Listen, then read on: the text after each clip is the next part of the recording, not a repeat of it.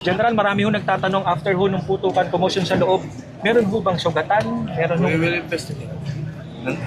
Pupunta nga ako personally and makipag-tour myself. Sa informasyon, General, ano po nakarating sa inyo? Anong meron, sir? Ano po nakarating sa inyo informasyon? Tumawag sa akin ng Sergeant Kapampan na humingi ng tulong. So I directed General Guerrero. So nandiyan na sila sa mga. Pero sir, as far as the PNP is concerned, hindi ho tauhan natin ng pumutok. We have personnel dyan. Meron tayong PSPG na security design. So, well, I have to.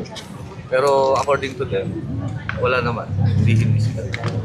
Sir, ano pong report ng mga PSPG doon? Yung mga nakadetail nilang mga, kung saan sila nakadetail ng mga senador? Anong Wala silang ibang area yung bandang. Kausap na ni DILG Secretary John Vic Rimulya ang mga senador dahil sa nangyaring shooting incident kanina sa may second floor ng Senate compound.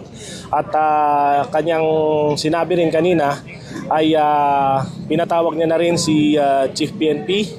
Nandito na rin at pumasok sa loob ang hepe ng pambansang pulisya kasama si NCRPO Chief Abirin.